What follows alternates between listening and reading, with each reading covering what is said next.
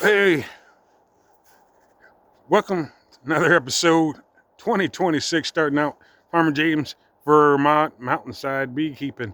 And man, it's cold, a lot of snow. As you can see, there's a mountain of snow behind me. And that's comparison to how large that rhododendron bush is. But yeah, a lot of snow, hasn't snowed. And it's not stopped snowing. That's what I want to say. And it's cold. And yeah, I'm out here trudging through mountains of snow. We've been getting either 2 inches every day or a foot per big snow, and we had a big one. That's what left that gigantic mound, which if I gave you some reference, you might understand. So a reference to that is my VWT guan is hidden behind that mound. And to my farm stand, yeah, that's my new farm stand right there. That's be opening up this year. I'm a shed I got through a grant from the Black Farmers Fund, and they're helping me out, and I am very grateful to the Black Farmers Fund, and that's helping me expand my honeybee backyard hobby beekeeping to becoming a sideliner. And yeah, folks, I'll show you what I mean by becoming a sideliner. Yeah, here we go. These are the hives that are going through the winter, and I don't know if you can see from here, but in that row over there, we have a lot of dead bees, and I'm going to walk closer, and you can see I have these hives surviving so far, but again, I'm not too sure if they're all alive. But today the temperatures got to about let's say about 25 degrees. And so that really allowed something to happen. And what does that mean? Well, we have anywhere you have a lot of snow, as you could see, and that lots of snow is acting like a nice insulator. So I'm not removing any of the snow off the hives because it's a nice insulator for these bees, and it's really helping them out. So for all you southern beekeepers down south, us northern beekeepers, we don't scrape off the fronts. Okay, what I do is I set up backings and a rooftop. So my backings are foam board, as you can see, yay thick, rigid foam all the way across. And that's going all the way across my single colonies. And then for my double nukes, which you see over here, these are all my overwintered double nukes. So this is all because of the northwest wind that's coming from the Alberta clippers that keeps dumping all this snow. As you could see, this is from our recent snowstorm. It dumped this amount of snow. But today we had temperatures in the 20s, and below to me we have bees, you could see. So yes, Farmer James Vermont out beekeeping, trudging through the snow, trying to identify if I have bees, and don't you know I do. And today was in the 20s, and believe it or not, I got some bees kicking out while they're dead now. They didn't make it because as soon as they came out of the hives to the 20s, they dropped right in the snow. So, hey, peek. Yeah, so, yep, I showed you all that snow. But look at some of the hives, and like I said, folks, I don't do anything spectacular, okay? But you could see from these hives here, the entrances are not really covered.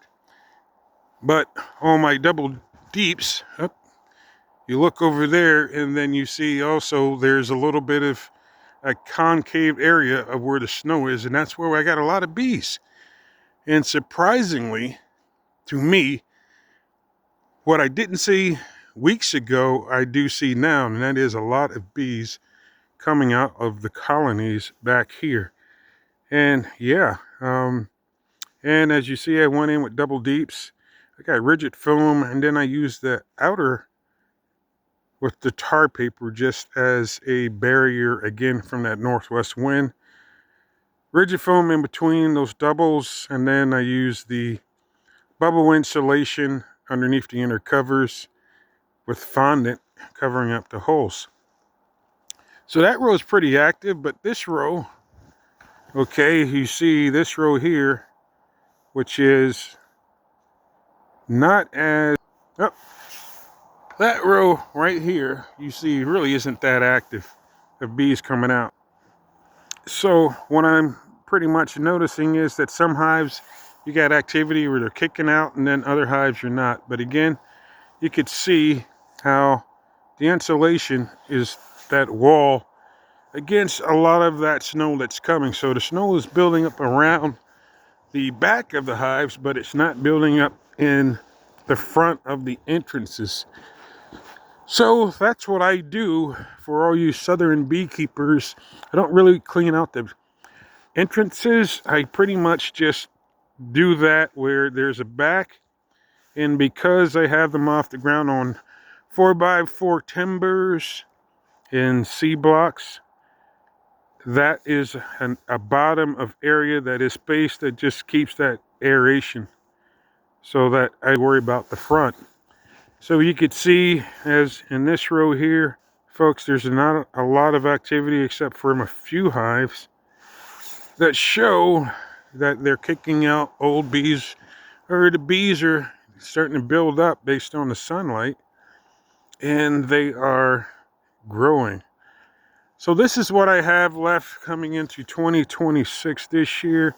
I have different systems. I also have this 5-frame stack right here with the purple center. I'm waiting to see the result of that. I haven't seen a lot of activity, so waiting to see. But these are other hives in the front row that are set up this direction. And again, these are the last of splits I made from daughters and so forth in the back row.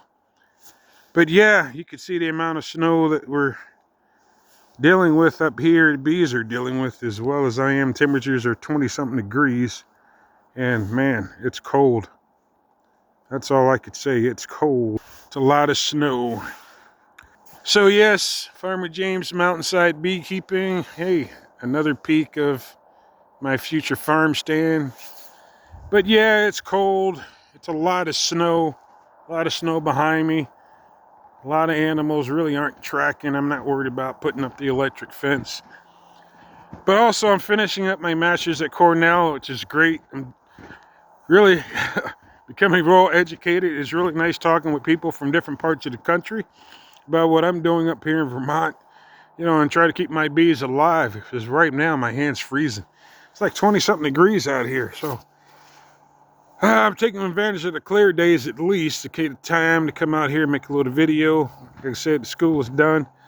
Hopefully I'll pass the test to get my master's from Cornell, but I finished all the classes, so don't have to worry about testing till June, which is nice. And right now, I'm trying to figure out what to do to the farm stand, as you see over there. So I did show you my honey hut, and I did get a name for that, so that's called my drone house. So the drone house will be where I'll do all the honey work. I'll do also frames and everything that was related to keeping those hives alive, and then I will sell anything delicious in this area right there. So that's my new farm stand. And it's cold. My hands are cold. I've been switching hands to try to keep warm and try to keep a smile on my face at the same time. I'm also really glad to get set up and plan for this year's season. Okay, and that's one great thing I'm very happy about.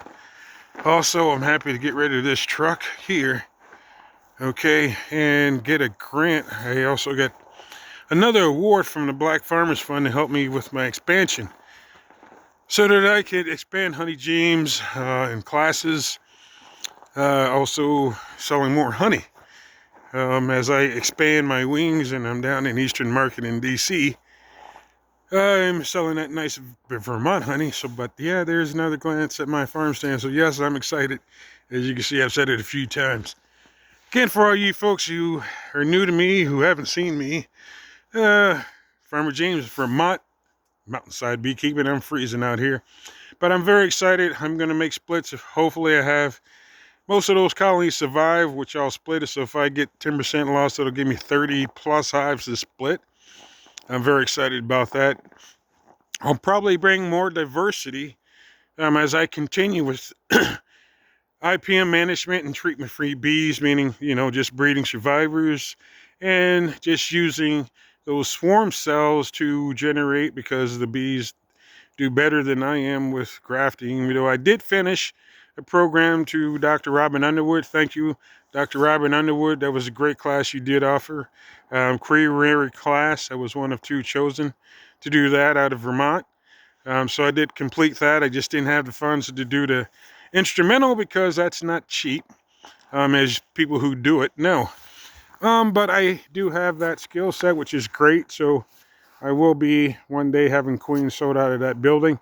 But right now, I really like to do open mated. I like to use the queen cells. There are some bees that are very swarmy. But I do graft, and I will do grafting because I will take those survivor genetics and grow from the treatment-free bees that I've had over the last 5 years. Since becoming a Vermont certified beekeeper back in 2019. So I have been working treatment-free. I do IPM, so yes, of course, I do treat when necessary. I do mite washes, etc., etc. But right now, folks, it's cold as heck, so I'm not going into the bees. As you can see, based on what you saw, there are hives that are alive. So I will take that the ladies I did very good at, well, let's put it like this. I've helped them along with what they need to get them to where they are. So yes, this is Farmer James, Vermont Mountainside Beekeeping. I'm just here doing what I do best. I'm just a bee guy up here in Vermont. Just doing what I do with Vermont bees that I'm hoping I will expand. But again, Vermont, and letting you know what's going on so far up north, not cleaning off my industries based on what I have them set. I had to recognize and just become my own meteorologist to how to get with the snow. As you can see, this mound is compared to my car. So anyway, yes, hey, check my old videos. I'll bring more as I have more time to show you what I do. I'll go into doing frames. I'll go into setting up and showing you what I'll be doing starting from this month going into the bee season. So, hey folks, enjoy what Mother Nature brings. She brings it once in a lifetime. Our lifetime, that is. Hey, for Vermont Mountainside Beekeeping, Farmer James, enjoy. Be well.